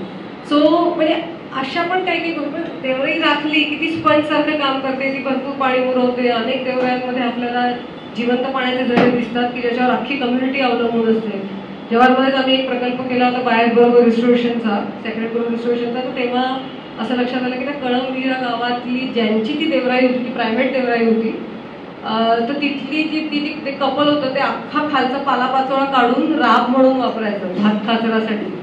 सो ही खरं तर एका पॉइंट ऑफ व्ह्यू दोन पर्स्पेक्टिव्ह आहेत या घटनेकडे बघायचे, की पूर्ण अख्खा ते खरवडून काढायचं तो पालापाचोळा देवराईतला आणि भात खाचरासाठी वापरायचं. हे वर्षानुवर्ष चालू आहे. पण याच्यात ते 3 वेळा मिळायचं. हां, तर तो म्हणजे जास्त प्रमाणात तर मिळायचा, पण शिवाय दुसरी असं पण होते की मग त्याने इकॉलॉजिकल प्रोसेस डिस्टर्ब होतात देवराईच्या. जर्मिनेशन होत नाही, काही अनेक रेअर बुरशा असतात, ऑर्किड्स असतात, विदाउट ऑर्किड्स असतात, तर ती नाहीशी होत होती कारण का त्यांचा हॅबिटॅट नाहीसा होत होता. सो आमचा मूळ प्रकल्प होता की देवराई रिस्टोरेशन, तर ते कसं करता येईल. मग आम्ही त्या कपलला समजावून कन्व्हिन्स केलं. त्याच्यामध्ये पण गंमत व्हायला लागली. ती जी बाई होती तर तिला ते अगदी पटलं. तिचं म्हणणं आम्ही म्हणत होतो की दुसरीकडनं कुठून तरी पाला आणायला लागणार होता, त्यांना थोडं दुरून आणायला लागणार होता. हे त्यांच्या घराच्या शेजारीच होतं. सो शी गॉट कन्व्हिन्स की नाही आपण आणूया. मग त्या नवरा बायकोमध्ये भांडणं व्हायला. ती नवऱ्याला सांगायला लागली नाही की आपण हे करायला पाहिजे, कारण का जर का आपल्याला हे टिकवायचं असेल, आपल्या मुलांनी पण हे करायचं असेल तर काही अंशी हे टिकायला पाहिजे. तर काय आहे की अनेक चॅलेंजेस आहेत. नॉट दॅट की हे आपल्याला सगळंच लगेच सुधारता येत आहे, पण ह्या अशा अनेकच अनुभव आले आणि ज्यामुळे पण त्यांनी ती देवराई घातली. कारण का तो एवढा मोठ्या प्रमाणात राबासाठी तो पालापाचोळा मिळतो आहे. आणि परत एकदा जर का मॉडर्न टेक्निक्स पाहिली शेतीची, तर हल्ली शेतीसाठी म्हणजे हे राबाच्या ऐवजी ते काय करतात तर ती प्लॅस्टिकची फिल्म टाकतात तण येऊ नये म्हणून. त्याच्यापेक्षा हे एनी केस बरं आहे, कारण हा रिन्युएबल रिसोर्स आहे की जी झाडं देत आहेत आणि ते वापरत राहतात. हां, हे पण परत जस्ट एक फोटो तुम्हाला दाखवलं की कुंपण कशा पद्धतीने घातले जातात. एक प्रकल्प अजून एक इंटरेस्टिंग आम्ही केला येळवलीच्या भागात. येळवली नावाचं एक भीमाशंकरच्या भागात एकदम फारच गोड गाव आहे. घोडगिरीपर्यंत जायचं, घोडगिरीपासून वरती चालत जायचंय, अर्धा तास चालत जायला लागतं. तिथे रस्ता नाही आहे आणि एक 10च घरं आहेत येळवलीमध्ये. आणि ही सगळी ती वैदू लोक आहेत. म्हणजे तुमच्यापैकी काही जण भीमाशंकरला गेला असाल तर गुप्त भीमेपाशी त्या मंदिरापाशी सगळेजण हे या वनस्पती घेऊन विकत बसलेले असतात. आणि मुख्य सांगायचं असेल तर बऱ्याचदा काय होतं की ते काही जे कंद आहेत ना हे असे काढले जातात. सो परत कंद जर का काढलाच गेला तर तो कधी म्हणजे वाढणार कधी, त्याला फुलं कधी येणार. काही तर सेरोपेजियासारखे कंद आहेत सुचेता इथे बसले, त्याच्यावर बऱ्यापैकी काम करते त्याच्या प्रोपोगेशनसाठी. तर ते फुलावर यायच्या आधी काढले जातात. म्हणजे स्थानिक लोक मानतात नाही, खरं पण आहे की फुलावर यायच्या आधीच त्याची चांगली चव लागते. सो त्या दृष्टीने ते आधी काढले जातात, त्यामुळे त्याचं प्रोपोगेशन परत थांबतं. सो केवळ ह्या सगळ्या वैदूंच्या एक्स्ट्रॅक्शनमुळे आणि परत मार्केट आहे तिथे. तर मगाशी आपण उल्लेख केला तसा की जोवर ते स्वतःच्या उपयोगासाठी वापरत होते तोवर ठीक होतं, पण आता हे शहरी मार्केट आहे, मोठं पिलग्रिमेज आहे गुप्त भीमा म्हणजे, तर ते मोठ्या प्रमाणात उपसा करायला लागले. मोठ्या प्रमाणात उपसा करायला लागले म्हटल्यावर त्याचं कॉन्झर्वेशन व्हायला पाहिजे आणि त्या लूपमध्ये ते जायला पाहिजे की जितकं काढताय तितकं लावा, पण ते होत नव्हतं. त्यामुळे काही वनस्पती खूप दुर्मिळ झाले. ते सेरोपेजिया कंद पण त्यातलेच आहेत की काही त्यातले एक्स्टिंक्टच झाले. सो मग आम्ही कल्पवृक्ष नावाच्या संस्थेबरोबर असा एक प्रकल्प केला की ह्या सगळ्या वनस्पती तो ओळखल्या, कोणालाच माहिती नुसतं हा रानकांदा म्हणजे काय. मग ते आणून लावले, ते उगवले, मग त्याला फुलं आली, मग ते ओळखून काढले की त्याची सायंटिफिक नावं काय आहेत, त्याचे हॅबिटॅट काय आहेत. आणि मग त्याच्या आधारे असा एक नकाशा आम्ही बनवून दिला त्यांना, गावातल्या लोकांना, की कुठे काय लावा. म्हणजे आता एक रान चिंचोका म्हणजे एक एंटाणा नावाचं गारंबीची मोठी शेंग असते, तर ते चांगल्या जंगलातच येतं. सो ऑब्व्हियसली ते जर का लावायचं असेल तर तुम्हाला तसा हॅबिटॅट पाहिजे, किंवा लहान कांदे लावायचे असतील तर उतारच पाहिजे. काही जे कांदे आहेत ते भुसभुशीत माती देतात, काही जे आहेत ते एपिफाईट्स आहेत, म्हणजे दुसऱ्या झाडांवर वाढतात. सो असं सगळं त्या गावातल्या लोकांना मग आम्ही म्हणजे काय मनवायचा प्रयत्न केला की जर का हे आपल्याला कायम घ्यायचं असेल तर त्यांनाच विचारलं की आता काय वनस्पती कमी झाल्या आहेत, मग अमुक कमी झाल्या आहेत, मग त्या परत लावूयात का. असं करून मग त्यांना या 10ही घरांनी मग हे म्हणजे काही अंशी त्यांनी हे राबवलं. त्यांना रोपं पण सप्लाय केली आणि त्यांनी हे अशा पद्धतीने गोष्टी लावल्या. सो हे पण तिथे बघायला मिळतं. कोकणामध्ये अनेकच ठिकाणी असे रानभाज्यांचे वाटे घेऊन बायका खूप ठिकाणी बसलेल्या दिसतातच. सो ह्या पण अनेक गोष्टी तिथे बघायला मिळतात आपल्याला. सो एनिवे, सो मग हे सगळं असं करत असताना, ही माहिती जमवत असताना 2015 साली एक मंत्रालयामध्ये म्हणजे एन्व्हायरमेंट मिनिस्ट्री डिपार्टमेंटमध्ये ग्रीन आयडिया नावाची स्कीम होती आणि त्यांनी असे प्रपोजल मागवले होते. तर त्याच्यामध्ये मग आम्ही म्हणलं की ही बेस्ट अपॉर्च्युनिटी, आपण हे प्रपोजल लिहिलं मग आम्ही आणि त्यांना ग्रँट मागितली की आम्ही हे जे काय सगळं आहे ज्ञान ते संकलन करतो आणि वारसा नाव नव्हतं ठरलं तेव्हा, पण पुस्तक एक पब्लिश करूयात आपण असं त्यांना म्हणलं होतं. तर ते काय काय करूयात, ह्या गोष्टी करूया असं आम्ही त्यांना म्हटलं होतं. आणि त्याच सगळ्या म्हणजे रानातलं अन्न, शिकार, मासेमारी, शेती ह्या सगळ्या हेड्सच्या अंतर्गत हे सगळं आम्ही म्हणजे काय डॉक्युमेंटेशन केलं. कारण का जरी या गोष्टी माहिती होत्या तरी सुद्धा फोटो सगळ्याचे काढलेले नव्हते तेव्हा. अगदी सुरुवातीला तर आमच्याकडे फार बरे कॅमेरे पण नव्हते. मग आता 2014 पर्यंत जरा ती परिस्थिती होती की मग आम्ही कॅमेरे घेऊन मग अख्ख्या महाराष्ट्रामध्ये गेलो. कोकणापासून सुरुवात केली आणि पूर्ण विदर्भापर्यंत आणि दरच ठिकाणी म्हणजे कोकणात एका गावात राहिलो, सह्याद्रीत वन कुसवड्यालाच राहिलो, तुळजापूर सेंट्रल महाराष्ट्रामध्ये राहिलो आणि शिवाय विदर्भामध्ये राहिलो. अशा दर ठिकाणी मी 8-8, 10-10 दिवस राहून तिथल्या सगळ्या गोष्टींचं संकलन केलं. त्याचे फोटो मुख्य काढले आणि मग त्याच्यावर आधारित ते पुस्तक लिहिलं. सो ह्याच्यामध्ये जर का पाहिलं ना वेगवेगळे आता विषय वेगवेगळे दाखवले तर त्याच्यात जे पहिलं आहे की रानातलं अन्न, शिकार, मासेमारी. तर हा जो आहे हा मानवी जीवनाचा आणि त्याच्या डेव्हलपमेंटचा हा एक पहिला टप्पा होता. त्याच्यानंतर शेती आली म्हणून धान्य साठवणूक आली. मग हे सगळं ठेवण्यासाठी काहीतरी इलॅबोरेट घराची सिस्टीम पाहिजे म्हणून मग घर बांधणी आणि ह्या सगळ्या गोष्टी आल्या. आणि ह्या सगळ्यामध्ये काहीतरी एंटरटेनमेंट पाहिजे म्हणून ते पुढचं प्रथा, सण आणि ह्याच्यातली सगळी जीवनशैली. सो त्याच क्रमाने मग आम्ही हा सगळा हे केला, प्रवास डॉक्युमेंट केला. कारण त्याला काहीतरी क्रम आहे आपल्या ह्युमन डेव्हलपमेंटचा. आणि त्याच्यात असं पण दिसतं की जितके हे पहिल्या 3 गोष्टी आहेत ना, रानातलं अन्न म्हणजे त्याच्यात डायरेक्ट वनस्पती पण आहेत, शिकार आहेत, तर ते जे आहे ते डायरेक्ट अवलंबून आहे. पण जसं आपण शेतीकडे जातो तसं त्याच्यात काहीतरी एक मॉडिफिकेशन आहे. म्हणजे निसर्गात एक काहीतरी आपण बदल करतो आणि मग शेती करतो. आणि मग शेतीमध्ये जे सरप्लस तयार होतंय त्याच्यातनं पुढच्या गोष्टी सगळ्या सुरू झाल्या. मग त्याच्यातनं इकॉनॉमी वाढली आणि ह्या सगळ्या गोष्टी सुरू झाल्या. तर त्याच्यामुळे पहिल्या या 3 गोष्टी ज्या आहेत की ज्या आता अनेक गावांमध्ये कमी पण झालेत. आता फारसं तिथलं फॉरेस्ट फूड कोणी खात नाही, पण हे सगळे खरं तर बेसिक होतं आपल्या सगळ्या जीवनाचा जर का आधार म्हणला तर. आणि ही सगळी ती लोक आहेत की जिथे जिथे आम्ही गेलो तर तिथली गावातली लोक आणि ज्यांनी आम्हाला मदत केली म्हणजे त्या सगळ्या पुस्तकांमध्ये आहेच आहे ती. तर त्यातली ही काही लोक आहेत. तर ते हे कोलाज आम्हाला खूप आवडतं बघायला आणि इतकं छान वाटतात त्या सगळ्यांचे चेहरे पाहणं आणि त्याच्या चेहऱ्यावरचं एक समाधान, कुतूहल. आणि त्यांना खूप मजा वाटत होती या सगळ्याची की आम्ही जेव्हा जाऊन हे सगळं विचारत होतो. म्हणजे सोनाली पण आहे इथे आलेली, तर ती पण भाग होती या प्रकल्पाचा. सो आम्ही सगळीकडे जाऊन हे आपल्या काय मुलींना गंमत वाटते आणि काय या विचारतायत आपल्याला असं सगळं त्यांना एक वाटायचं. पण त्यांना एक आवडत पण होतं ते की कोणीतरी आपल्याला येऊन हे आपल्या जीवनशैलीबद्दल विचारतंय आणि त्याचं काहीतरी असं एक पुढे पुस्तक रूप तयार होणार आहे ह्याची मजा वाटायची त्यांना. किंवा असे वाटे घेऊन आपल्याला खूप ठिकाणी बसलेले दिसतात. आता ह्याच्यामध्ये म्हणजे वरच्या फोटोत पाहिलं जर का तर काही तर त्याच्यात काही रानफळं आहेत आणि काही जे आहेत ते काजू सारखे आहेत.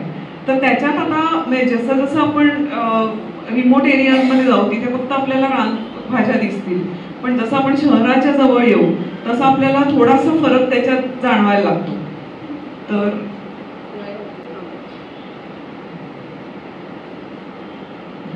त्याच्यात पाहिलं तर वेगवेगळे वाटे जे केलेत तर त्याच्यात काजू आहेत, ते खिरणी आहे, त्याच्यानंतर जांभळं आहेत, आंबे आहेत. सो असे मिक्स दिसतं याच्यात की काही लागवड केलेली आणि काही निसर्गतः मिळणारे. त्याच्यानंतर पुढचा जो फोटो आहे तर त्याच्यात हे जे दिसत आहेत हे लाल मुंग्या आहेत या. आणि विदर्भ भागामध्ये याची चटणी बनवतात तिथे लोक आणि आंबटसर लागते चटणी तिथली. तर त्याची पण एक पद्धत आहे. या लाल मुंग्या सगळ्या गोळा करायच्या, त्या कशा चावतात नाही भयंकर, तर त्याच्यामुळे मग पटकन त्याला जाळ लावायला लागतो, नाही तर त्या अंगावर चढतात. सो हे सगळं त्यांचं चालू असतं रोजच्या जीवनामध्ये त्यांच्या. अंबुळकी नावाचं फळ हे परत हा सगळा रानमेवा बघूच शकतो आपण फक्त, कारण का तसा मोठ्या प्रमाणात शहरामध्ये कुठे मिळत नाही. आणि सगळी न्यूट्रिशियस फळ आहे, न्यूट्रिशियस फळं आहेत. म्हणजे हे परत एक खूप डायलेमा असतो. म्हणजे परत आपण ही जीवनशैली म्हणजे काय स्वीकारू शकू का हा वेगळा मुद्दा, पण स्वीकारावी का ह्याच्यावर पण म्हणजे एक वेगळं सेशन होऊ शकतं या सगळ्या विषयी. त्यामुळे आता सध्या पण ते सगळं रानमेवा आणि फॉरेस्ट फूड फेस्टिवल्स तर एवढं ते सगळीकडे फॅड येत झालं की त्याची पण कधीतरी काळजी वाटते की जर का ते मार्केटशी जोडलं गेलं आणि जर का स्थानिकांना त्यांना पैसे मिळत गेले तर मग हे संपायला काही फार वेळ लागायचा नाही. म्हणून आम्ही ते आम्हाला कायम ते जोडायला आवडतं आमच्या कामाशी की रिस्टोर करा तुम्ही तुमची जंगलं आणि मोठ्या प्रमाणामध्ये ही सगळी झाडं उगवा तिथे आणि मग मग विका. मग ते तुम्ही लूप एकदा रिन्युएबल रिसोर्सेसचं तयार केलं तर मग काही प्रॉब्लेम नाही. पण फक्त तुम्ही रांगव्यातनं आंबुळकी ही सगळी आहेत. म्हणजे जवळजवळ 50 प्रकारची फळं आम्ही महाराष्ट्रातनं अख्ख्या रेकॉर्ड केली आहे की जी न्यूट्रिशियस आहे, जबरदस्त, आणि जवळजवळ वर्षभर आपल्याकडे यातली काही लावलेली आहेत आणि काही नॅचरल आहेत. म्हणजे आता करमर जे आहे, काजू जे आहे, हे लागवड केलेलं आहे, ते आपलं स्थानिक नाही आहे. पण बाकी सगळी जी आहेत ती सगळी आपली स्थानिक आहेत. आणि खाली जे दिसत आहेत चांदवा आणि वड, तर जनरली ही फळं आपल्याला तशाच द्रोणातनं तयार मिळतात. म्हणजे जेव्हा आपण स्थानिक लोकांकडनंही विकत घेतो तेव्हा द्रोण कशाचे केलेले असतात, तर जनरली तिकडे जर का गेलो आपण हाय रेनफॉलमध्ये तर चांदवा वापरलेला असतो, लो रेनफॉलमध्ये वडासारखी झाडं किंवा चामूळ ज्याला म्हणतात म्हणजे तो कांचन वेले ते वापरलेले असतात. तर ह्या पण गोष्टी आम्ही एकीकडे डॉक्युमेंट करत होतो की आता प्लेट्स आणि द्रोण आता सगळे प्लॅस्टिकचे आलेत, पण त्याच्या पूर्वी काय वापरत होते तर ते ह्याच वनस्पती वापरत होते. आणि त्या वनस्पतींमध्ये पण एक काहीतरी हे होतं, म्हणजे सगळ्या झाडांची पानं नाही वापरायची, काही स्पेसिफिक झाडांचीच वापरायचे, कारण त्या झाडाच्या पानाचा पोत असेल किंवा त्याच्यात ठेवल्यामुळे त्याच्यात काहीतरी न्यूट्रिशनल व्हॅल्यूची ॲडिशन असेल, जसं केळीच्या पानात म्हणतात, तर त्या प्रत्येकाप्रमाणे बदल व्हायचे प्रत्येक विभागानुसार. एक ऍपल शिकवण्याऐवजी आम्ही म्हणतो की असा एक कधी आम्ही केला पण होता. म्हणजे एकदा कधीतरी असा एक चार्ट केलाय आम्ही ABCDचा की आपली फळं लहान मुलांपर्यंत पोहोचावी. बकुळीची फळं तीच त्याचीच ती खातात ना, बकुळ्याच म्हणतात त्याला, आणि व्यवस्थित वेस्टर्न घाट नाही, हे निसर्गता आहे. फक्त करमर आणि काजू जे आहे ते लावलं जातं, ते निसर्गता येत नाही, ते जंगलातलं नाही, ते लावावं लागतं.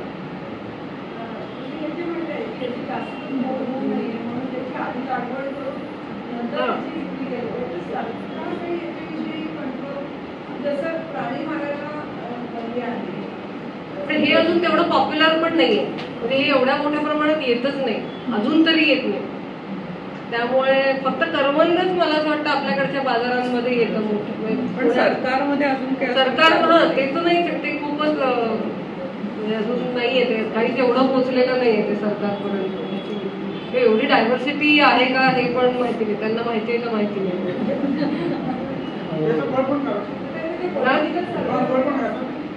कुठलं पिप्पा? हो, पिप्पाच्या गोडंब्या, म्हणजे हे जे केशरी दिसतंय ना, तर ते त्याची माळ करून ठेवतात आणि ते सुकवतात आणि मग ते सुका मेवासारखं खातात. अगदी पौष्टिक, खूपच छान. म्हणजे ते टिकलेलं असतानाही खात, तसंही आम्ही खाल्लंच आहे, वाळवून ते टिकतं. त्यामुळे तुम्ही विदर्भात वगैरे गेला ना तर किराणा मालाच्या दुकानात त्याच्या माळा टांगलेल्या दिसतील. हा, ते खूप आहे. नंतर ही परत एकदा म्हणजे एवढी ही रानभाज्यांमधली डायव्हर्सिटी आहे, खूपच भाज्या आहेत. आणि ह्या सगळ्या ज्या आहेत ना, म्हणजे तिथे एक हा वरती तुम्हाला दिसतोय का अंबिका म्हणून हा ग्रुप आहे, तर त्यातल्या त्या बायकांनी ही सगळी तयार केली आहे. पण हे प्रत्येक ही वेगवेगळी भाजी आहे, म्हणजे त्यांनी तिथे नंबर दिला 45 पदार्थ आहेत. सो एवढी डायव्हर्सिटी एका वेळेस तिथे मिळू शकते. म्हणजे पावसाळ्यामध्ये विशेष करून जास्ती, त्याच्यानंतर हिवाळ्यात उन्हाळ्यात ती थोडी कमी होते, पण तरी मिळत राहतात. नाही जंगलामध्ये कोणी उपाशी नाही राहू शकत, हे बघितलं की हे कळतं. किंवा आता हे जे कंद आहे ना, हा इथे जो आहे ही डिश जी आहे, तर ते डायस्कोरियाच परत आहे. डायस्कोरियाची काय गंमत आहे की डायस्कोरियामध्ये डिस्कोरिन नावाचा एक स्टिरॉइड आहे, आणि त्याच्यामुळे म्हणजे गावात येतं एक आमची वन कुसवड्यात एक मैत्र आहे दोंडी अक्का म्हणून, ती त्या फिल्ममध्ये तुम्हाला पहिलीच बोलताना दिसेल. तर ती काय आम्हाला सांगते की तुम्ही काय गावातली लोक, शहरातली लोक खतावरच्या भाज्या खाता म्हणे, तुम्ही काय आता कंद वगैरे खात नाही, त्यामुळे तुमच्या अंगाला काही बळकटी नाही म्हणे. आमच्या अंगाला बळकटी का आली आहे, कारण का आम्ही हे कंद खाल्ले. आणि विच इज सो ट्रू, म्हणजे अगदीच खरं आहे. त्याच्यामुळे ऑब्व्हियसली जर का ते स्टिरॉइड असलेलंच अत्यंत मिनिमल ह्याच्यामध्ये ते असणार आहे, पण ते जर का खात असतील तर रोग दूर ठेवण्याकडे या जीवनशैलीत कल आहे, याच्याविषयी काही शंका नाही. सो हे जे आहे परत हा जो तो आधीचा माणूस आहे तो सगळी सागाची पानं एका विशिष्ट पद्धतीने कापत बसलाय, आणि ते बघणंच आमच्यासाठी मेडिटेटिंग होतं. तुला आठवत असेल सोनाली, ते इतकं तो भारी कापत होता, एकदम त्याच्या कोयत्याला मस्त धार होती, आणि असं आमच्या बघता बघता त्याने आमच्या समोर तो सापळा सगळा तयार केला, आणि त्या त्या माशाच्या सापळ्याला सगळी ती पानं लावली. सो याचं पण थोडं शूटिंग त्या फिल्ममध्ये तुम्ही बघाल. नंतर ही विदर्भाकडे बघितली तर परत विदर्भातली घरं आणि पश्चिम महाराष्ट्रातली घरं खूप वेगळी. ही धाब्याची घरं म्हणतात. पण मोठी स्लॅबच घातलेली असते, गवताचा पेंढा आणि माती, आणि परत तिकडे पण अशी विशिष्ट माती असते, ती चिकण माती असते आणि पांढरी असते, आणि ती लँडस्केपमध्ये सगळीकडे नाही मिळत, कुठे कुठेच मिळते. तिकडनंही लोक ती आणतात काढून आणि मग त्याची धाब्याची घरं बनवतात आणि अत्यंत थंड राहतात ही घरं. त्याच्यामुळे आता तिथे जेव्हा लोक सिमेंटची घरं बांधतात तेव्हा गंमतच वाटते की हे म्हणजे परत विकतच दुखणं होतं ते, कारण हे काहीच नाहीये. म्हणजे आता तुम्हाला पंखी सुद्धा लागत नाही या घरांमध्ये. मोठ्या भिंती असतात आणि इतकी मोठी, म्हणजे जवळजवळ 2 फुटाची ती स्लॅब असते. त्याच्यामध्ये बरंचसं स्टोरेज बऱ्याच तिथे केलेला दिसतो. सो ही अशी ती घरं. हे परत सह्याद्रीतलंच आहे घर, आणि दिसतंय की असं लेअरिंग या पद्धतीने ते करतात. ब्रॉड लीव्ह जी झाडं असतात ऐन पिंजळासारखी, त्याच्या फांद्या, आणि मग त्याच्यावर हे उसळ किंवा कोळी ही गवतं त्याच्यावर अंथरतात. सो कष्ट आहेत या जीवनशैलीत नक्कीच. परत ही तशीच घरं आहेत आणि यांना मेंटेनन्सही असतो अर्थातच. म्हणजे म्हणलं तसं की निश्चितच एका विशिष्ट स्वरूपाचे कष्ट घेण्याची तुमची तयारी असेल तर ती जाईल. हे कोळीण गवत ते आता आम्ही आमच्या वन कुसवड्याच्याही प्रकल्पात लावलं आहे आणि वी आर वेटिंग की ते बरं असंही त्याचं मोनोकल्चरही होऊ द्यायचं नाहीये, कारण का आम्हाला डायव्हर्सिटी हवी आहे. त्यामुळे ते इनफ एकदा आलं किंवा आम्हाला ते तिथलं घर साकारायचं ह्याच्यावर. एकतर हे गवत प्राणी खात नाहीत उसळ, त्यामुळे ते वापरता येईल. आणि हे गवत जे आहे ना, तर हे ठोंबापासून बनत, त्याची प्रमोगेशन आहे, बीपासून नाही बनत.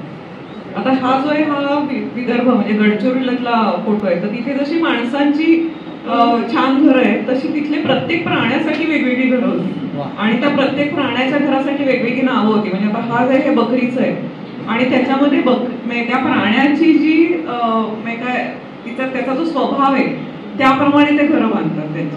आणि इथे जर का पाहिलं तर उंचावर बांधलंय, म्हणजे त्यांचं जे काय मलमूत्र असेल ते सगळं खाली पडून जाणार आहे, ते घर खराब नाही होणार आहे.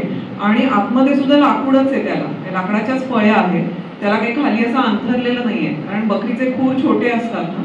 तर त्यामुळे त्यांच्या सगळं बघून त्यांची जीवनशैली कशी आहे, त्यांचा स्वभाव कसा आहे हे बघूनच तिथे ती घरं केलेली असतात. तर हे पण परत एकदा फिल्ममध्ये आल्यावर रिपीट नाही करत, पण धान्य साठवण्यासाठीच काय डबाच आहे, एक वृंदावन म्हणून गाव आहे तिथला आहे. आणि हे जेव्हा आम्ही विचारत होतो तेव्हा त्यांना, तर बऱ्याचशा गोष्टी आता करत नाहीत असं दिसतंय. तर त्याच्यामुळे हे जे याला मुढा जो म्हणतात, तर ते म्हणले की आता कोणीच करत नाही. म्हटलं मग तुम्ही आम्हाला करून दाखवाल का? तर ते आम्ही ज्यांच्याकडे गेलो होतो ते तिथले गावातले जरा हे होते मोठे, तर त्यामुळे ते म्हणले की ठीक आहे आपण करून बघूया. म्हणून मग त्यांनी त्या माणसाला बोलवून मग ते सगळं करून ते भाताचा पेंढा आणून, कारण इट्स अ प्रोसेस, म्हणजे असं फास्ट होणारं नाहीये ते. सो हे सगळं मग त्यांनी करून दाखवलं, मग आम्ही ते शूटिंग करू शकलो. कारण आता फारसं कोणी ते बनवत नाही असंही लक्षात येते. तर या सगळ्या गोष्टी मला असं थोडं माहिती आहे, थोड्या आता मी ते स्किप करते. जातं पण आता हे जातं पण म्हणजे इंटरेस्टिंग आहे. बाजूचं जे जात्याच्या भोवतीचं आहे ते चक्क सागामध्ये केलेलं आहे, लाकडी, म्हणजे एक संद एका झाडातनं काढलेलं ते आहे. त्याला पण प्रत्येक ठिकाणची जाती पण थोडीशी वेगवेगळी असतात, म्हणजे तिथल्या परिसरानुसार किंवा तिथली जी पद्धत असेल त्यानुसार. तर पीठ गोळा करण्यासाठी म्हणून त्यांनी ते बाजूला हे सागाचं आवरण केलंय, ते जवार मधलं आहे. हे मला खूप इंटरेस्टिंग वाटलं. हा म्हणजे लायटर आहे, म्हणजे सिगरेट पेटवण्यासाठीचा लायटर आहे हा. म्हणजे हा कोश आहे आणि कोश तुम्हाला माहिती आहे ना, पतंग किंवा हे जे सगळे कीटक आहेत म्हणजे पतंग फुलपाखरं, तर ते कोश तयार करतात.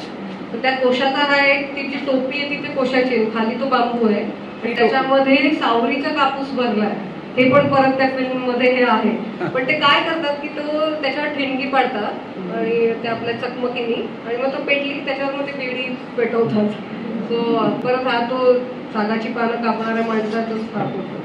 किंवा अशा तर अनेक गोष्टी आहेत. म्हणजे दुधी भोपळ्याची जी रानटी जाते त्याला हे चक्क रानातल्याच वेली त्याला बांधल्या, त्याच्यामधून ते पाणी, गव्हाची दारू, अशा अनेक गोष्टी घेतात. तारपाविषयी पण मला असं वाटतं फिल्ममध्ये तुम्ही बघा. ओके ठीक आहे. सो हे जस्ट तुम्हाला ग्लिम्स सांगायचं होतं की हे सगळं कशा कार्पा हो दाखवू का? नाही तर आता त्या फिल्ममध्ये पण तुम्हाला दिसणार आहे इकडे. हां, म्हणजे त्यांना तर ओळखताच येतात गावातल्या लोकांना, पण ह्या रानटी जाती त्यामुळे त्या मोस्टली खात नाही. त्यामुळे ह्या गोष्टींसाठीच त्या राखलेल्या असतात.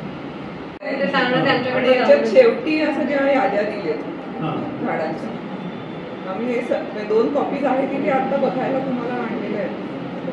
आणि हे पुस्तक आम्ही तुम्हाला वाचायचं असेल तर अपलोड केलं आहे. तर ती कसं ईमेल करायला सांगतो ना, ईमेल तुम्ही जर का आम्हाला केली तर आम्ही तुम्हाला ती लिंक शेअर करू. हार्ड कॉपी केव्हा मिळेल आपल्याला? हार्ड कॉपी तर मी पब्लिशरला खरं गाठून, म्हणजे आम्ही फ्रँकली आम्हीच मागे पडलोय, आम्हीच केलं नाही ते. पब्लिशरला गाठून केव्हा अपेक्षित इच्छा आहे, पुढच्या वर्षभरात करायची इच्छा आहे.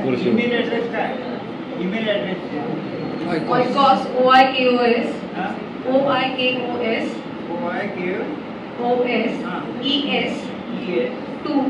म्हणजे @gmail.com.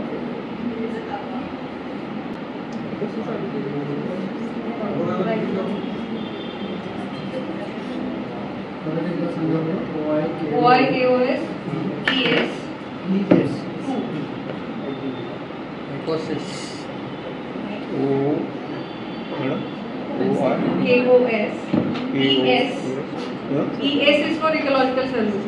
2 is 2 @gmail.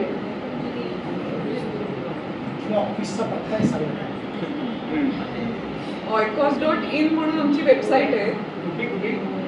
oikos.in OIKOS.in. तर त्या वेबसाईटवर फिल्मची पण लिंक आहे आणि त्या पुस्तकाची लिंक आहे. आणि पुण्यामध्ये OIKOS तो ग्रीक शब्द आहे, त्याचा अर्थ पृथ्वी किंवा घर.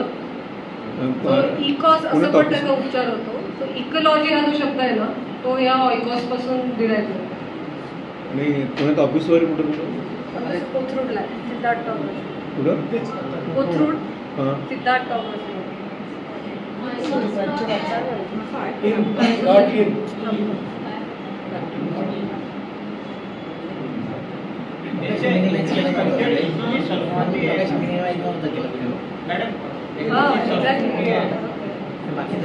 पॉप्युलेशन वगैरे काय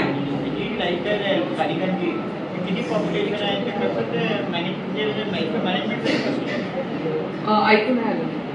पॉप्युलेशन वगैरे किती आहे, कसे राहतात लोक, म्हणजे ते एज्युकेशन वगैरे काहीच नसेल ना, असं ते नॉर्मल आपल्याला इथे टुरिझम असते लाईफस्टाईल किती लोक राहतात. आता त्या प्रत्येक गावातली वेगवेगळी आहेत ना, तर त्याच्यामुळे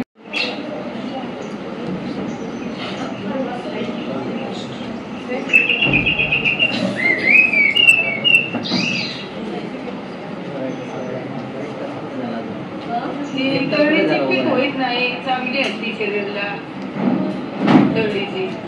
आणि चिचूर ते जरा माणसाला ती चिचूर खाते करून. आणि लालगी वाट्याची भाजी आणते ती करते ती आपली तोडी येतं म्हणून, ते वाढ चांगलं राहतं म्हणून ते लालगी वाट्याची. आणि चिलाची, तांदळीची, कांद्याची, फाफुटकीची. फाफुटकीची आगुटीला बघा आता का नाही ज्येष्ठाकडं अशा फाफुटक्या पांढऱ्या खड होती फाफुटकी. भोकरीची भाजी असते, झाड असतं मोठं, त्याचे डिरे बी खाते येतं आणि त्याला भोकरी येते तर ती बी आणायची, फोडायची, सुकवायची आणि ती पण भाजी बनवून खायची. औषधी झाडे सगळे सगळे आपल्या अंगावर विकार उठला, एकदा अशा कुकुल्या नागाची आग झाली, काही झाड पाणी काय. रानात या विविध भाज्यांची रेलचेल असतेच. हे वैविध्य महाराष्ट्रातल्या भौगोलिक स्थिती आणि ऋतूंनुसार बदलतं. कुठली भाजीचं वैशिष्ट्य, आरोग्याच्या दृष्टीने महत्व, ती कुठल्या ऋतूमध्ये खावी याविषयी नेमकी माहिती अचूक सांगू शकतो.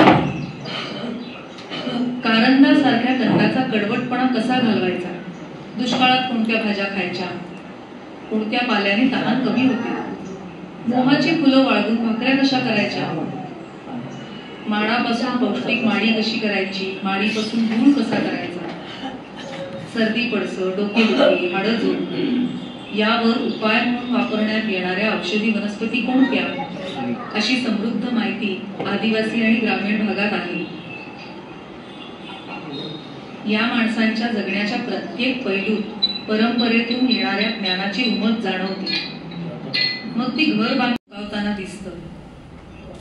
निसर्गाच्या विरोधात जाऊन जगायला शिकवणारे 4 विभाग केले: कोकण, सह्याद्री, मध्य महाराष्ट्र आणि पूर्व महाराष्ट्र. प्रत्येक विभागात काही प्रातिनिधिक ठिकाणी प्रत्यक्ष भेटी देऊन माहिती गोळा केली. ही माहिती संकलित करताना आम्ही विविध विभागातल्या रानभाज्यांचा वापर, औषधी वनस्पतींची माहिती, शेती करण्याच्या आणि शेतीसाठी पाणी साठवण्याच्या पद्धती, धान्य साठवण्याची साधनं, घर बांधणीचे प्रकार, शिकारीच्या पद्धती, नृत्य, संगीतातून जपलेली अभिव्यक्ती, सण साजरे करण्याच्या प्रथा या साऱ्यातलं वैशिष्ट्य आणि वैविध्य समजून घेण्याचा प्रयत्न केला.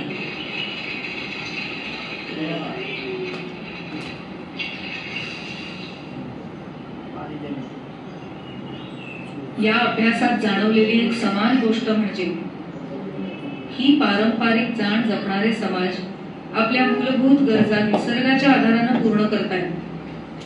आर्थिक देवाणघेवाण यात अत्यंत कमी आहे.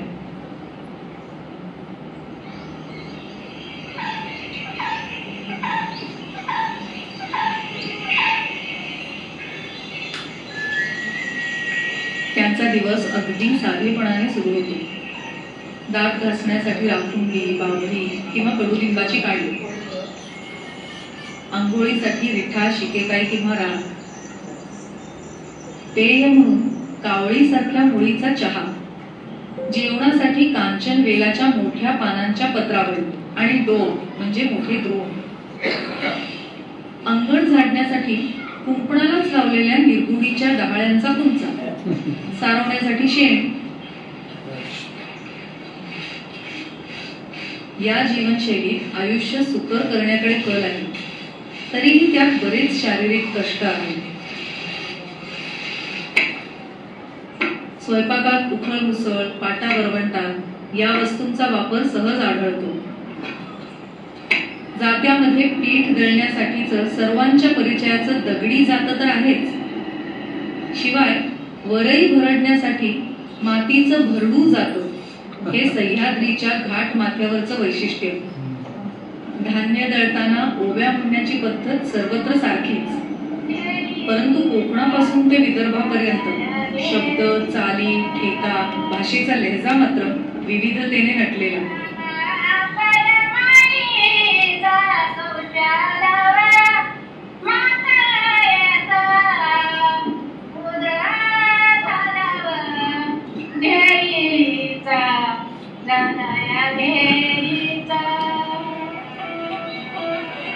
गायनाबरोबरच वादनाचेही सर्जनशील प्रकार आढळतात.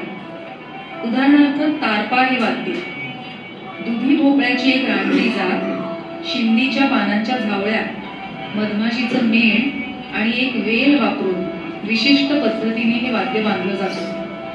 हे वाद्य वाजवणारी वारली आदिवासींची ही कदाचित शेवटचीच पिढी म्हणावी लागेल. या वाद्याच्या झिंग चढवणाऱ्या सुरात वारली समाज ताल धरून नृत्य करण्यात रममाण होतो. सावकाश पाऊलं टाकत नाचायला सुरुवात होते. सागाच्या लाकडावर कातडं लावलेला ढोल साथीला असतो. हळूहळू गती वाढवत हा नाच टिकेला पोचतो.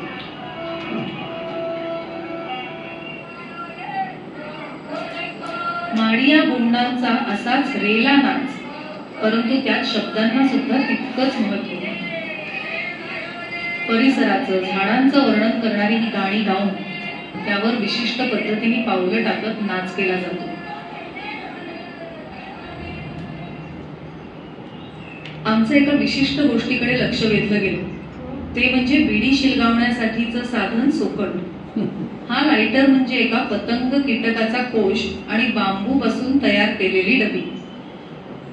त्यात सावरीचा मऊसूत कापूस ठासून भरलेला, लोखंडी कानस दगडावर घासून खिडकी कापसावर पाडून त्यावर बिडी पेटवली जाते.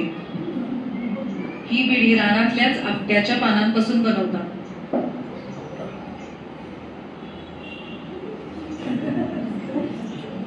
शिकार किंवा मासेमारी हा या समाजांच्या जीवनातला महत्वाचा भाग. कोकणात मासेमारी करता सगळ्यात जास्त वापरलं जाणारं तोच पागळ जाळ.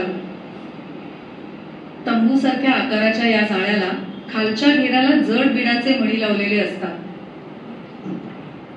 पाण्यात हे जाळं फेकण्याची पद्धतही विशिष्ट प्रकारची असते.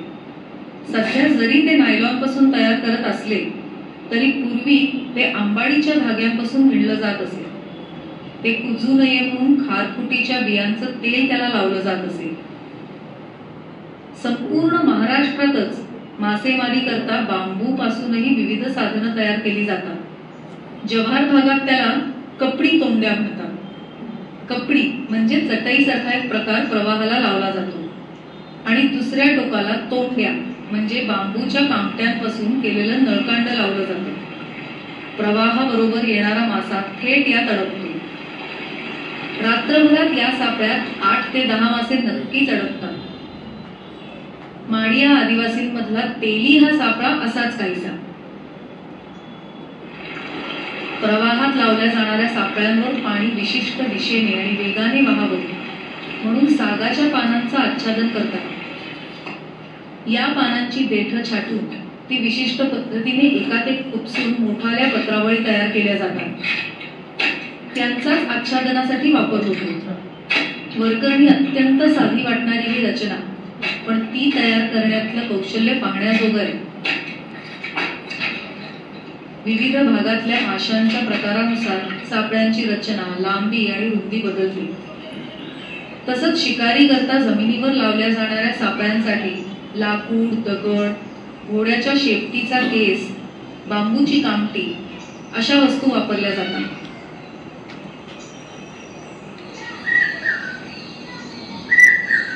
शेती हा पारंपरिक जीवनाचा अविभाज्य भाग. पूर्व महाराष्ट्रात माडिया गोंडांच्या प्रदेशात आजही काही भागात व्यापारी शेती केली जात नाही. मात्र तिथे कोसरी, गुर्रा, चुडी, नुवागंजी, लुच्ची, कोडापुरी या भरड धान्यांची शेती कुटुंबापुरती केली जाते. सह्याद्री सारख्या डोंगराळ प्रदेशात उतारांवर माळकूस म्हणजेच शिफ्टिंग कल्टिवेशन केलं जातं. नाचणी हे यातलं मुख्य पीक. महाराष्ट्रात पावसाळी शेतीचं प्रमाण जास्त आहे. जिथे पाणी मुबलक प्रमाणात आहे अशा ठिकाणी पावसाळ्यानंतर शेतीवाडीला पाणी देण्याच्या किंवा विहिरीतून पाणी सांडण्याच्या काही वैशिष्ट्यपूर्ण गोष्टी आढळतात. कोकणातली खापेकड पद्धत त्यातलीच एक. काथ्याचा वापर करून छोट्या घागरी किंवा मडक्यांची एक माळच तयार केली जाते. ती माळ पाय रहाटाला जोडून विहिरीत सोडली जाते. प्रत्येक मडकं वर आलं की विहिरीला लागून असलेल्या एका चरात ते उपडं होतं आणि मग हा चर इतर अनेक चरांना जोडत वाडीला पाणी पुरवतो. धान्य साठवण्याची विविध साधनं महाराष्ट्रात सर्वत्र वापरली जातात. कणगी हा त्यातला सहज वापरला जाणारा प्रकार. बांबूच्या कामट्यांपासून केलेल्या टोपलीवर शेळ मातीचा थर देऊन बनवलेल्या कणग्या वर्षानुवर्ष वापरात आहेत. दुष्काळाची सोय म्हणून या कणग्यांमध्ये धान्य भरून ठेवलं जातं. ते कोणतीही कीड न लागता वर्षानुवर्ष उत्तमरित्या टिकतं. वाडा जव्हार भागात धान्य साठवण्यासाठी सागाचा पेटारा वापरतात. सागाची पानं गच्च बांधून त्यात धान्य ठेवलं जातं. दक्षिण कोकणात धान्य साठवण्यासाठी वापरला जाणारा मुरवो आता दुर्मिळ होत चाललाय. भाताचा पेंढा विशिष्ट पद्धतीने दाबून फिरवत गवताचा एक हवाबंद डबा म्हणजेच मुरवो तयार केला जातो.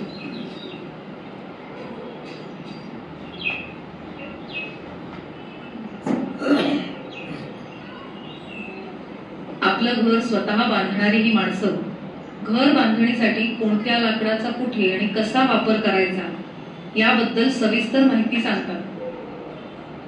आमच्याकडे असं म्हटलं की चैत्रात पाणी पालवतं सगळे ते आता जास्त प्रमाणात पाणी द्यायला सुरुवात करतात. ड्रॉट पिरियडमध्ये आता अर्थात त्याच्यासाठी त्या उगम असेल तिथे मोठी झाडावर लागतात तर ते आता पाणी सोडायला सुरुवात करतात.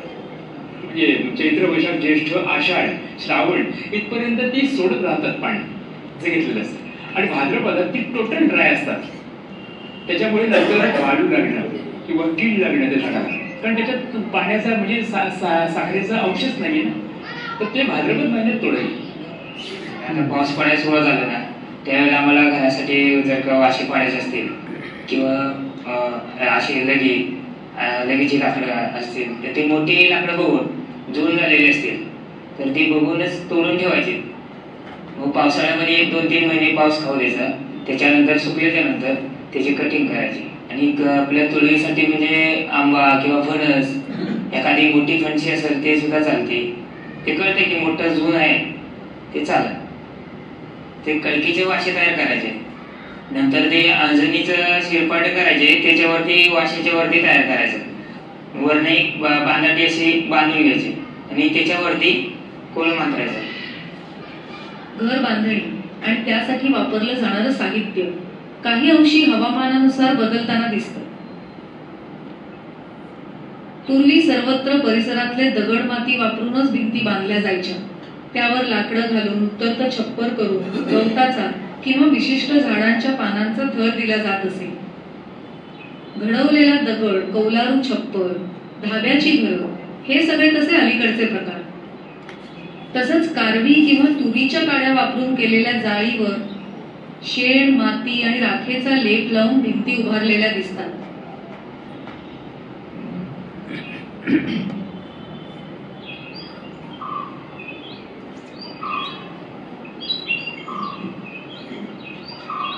घरासमोर लाकडी खांब उभारून त्यावर गवताचा थर देऊन मंडप उभारला जातो. या मंडपात बरीच उन्हाळी कामं केली जातात. घरात वस्तू ठेवण्यासाठी पोटमाळे बांधलेले असतात. घराबाहेर घागरी उतरवण्यासाठी सोपं जावं म्हणून छोटा लाकडी खांबही उभारलेला दिसतो. घरांमध्ये एक आड जपण्याची प्रथा बरेच ठिकाणी आजही आढळते. घरातली लाकडं टिकवण्यासाठी बिब्बा, करंज, कुंडी, जवस अशा तेलांबरोबरच लोण्याचाही वापर केला जातो.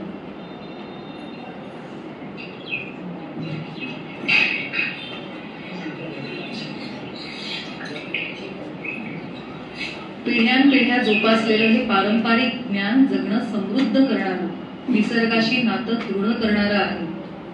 म्हणून ते जतन करणं महत्वाचं आहे. माहिती तंत्रज्ञानाच्या भरभराटीच्या या टप्प्यावर अनुभवाने समृद्ध पारंपरिक ज्ञानाची कास आपण सोडून चालणार नाही. त्या अनुभवावर सरसकट जुनाट परंपरांचा शिक्का मारणं आपल्या हिताचं नाही. हे निसर्गाशी दृढ नातं सांगणारं पारंपरिक ज्ञान सर्वांपर्यंत पोहोचवणं हाच या माहितीपटाचा उद्देश.